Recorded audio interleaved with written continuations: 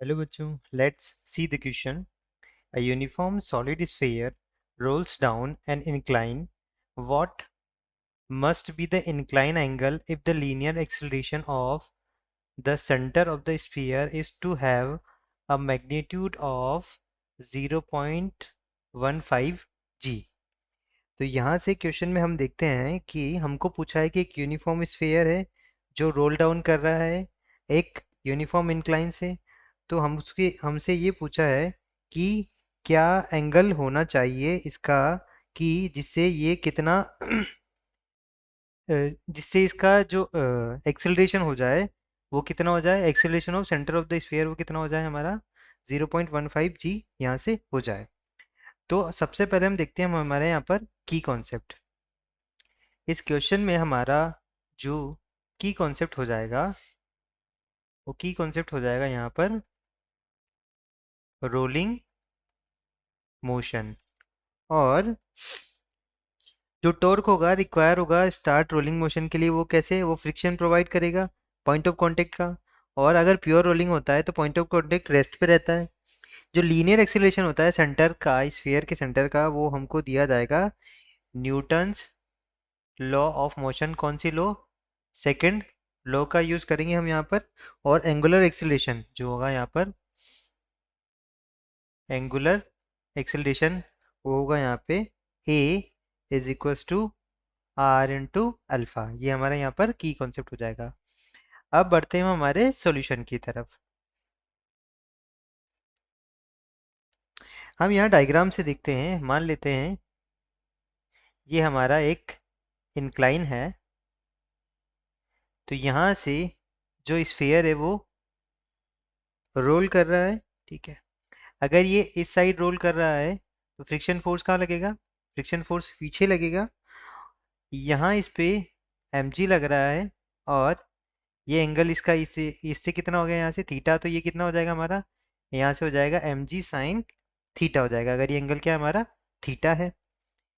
तो अब यहाँ से देखते हैं हम जो जो इसको अगर इक्वेशन इसका बैलेंस करें हम एफ से, तो वो क्या हो जाएगा यहाँ से mg sine theta minus friction force should be equals to mass into acceleration होना चाहिए। ये हमारा क्या है, फर्स्ट इक्वेशन आ गया। अब ये स्फीयर जो है वो रोलिंग कर रहा है यहाँ पर, तो रोटेशन कर रहा है। तो for rotation, for rotational motion tau is equals to क्या आता है, टॉर्क इज इक्वल्स टू क्या आता है आई इंटू अल्फा। आई क्या है यहाँ पे, मोमेंट ऑफ इनर्शिया। अब स्फीयर का जो मोमेंट ऑफ इनर्शिया होता है वो कितना होता है हमारे पास 2/5 mr² होता है यहाँ पर। तो अब हम यहाँ पर देखेंगे जो हमारा क्या हो जाएगा टॉर्क, वो कौन प्रोवाइड करेगा, f into r should be is equals to क्या आ गया 2/5 mr² इंटू अल्फा। अल्फा को क्या लिख सकता हूँ मैं यहाँ पे a/r। अल्फा को इस रिलेशन से क्या लिख सकता हूँ, यहाँ पे अल्फा को लिख सकता हूँ मैं a/r लिख सकता हूँ। अब यहाँ से देखेंगे हम, ये r से ये r कैंसिल हो गया, ये r से ये r कैंसिल हो गया। तो यहाँ से f की वैल्यू कितनी आई हमारे पास 2/5 m इंटू ए आई है। ये हमारी हो गई इक्वेशन नंबर सेकेंड हो गई।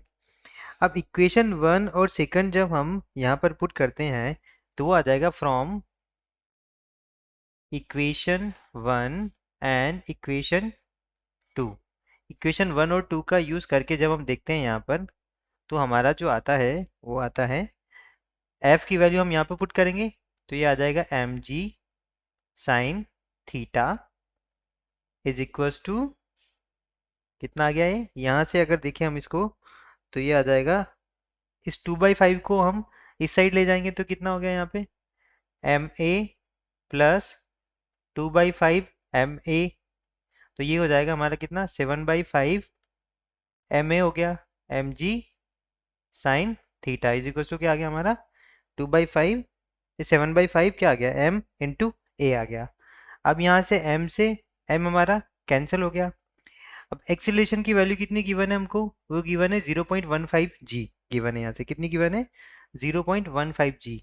तो यहाँ से एक्सीलरेशन की वैल्यू पुट करूंगा 7.5 इंटू एक्सीलरेशन की वैल्यू गिवन है 0.15 g is equals to g sine theta.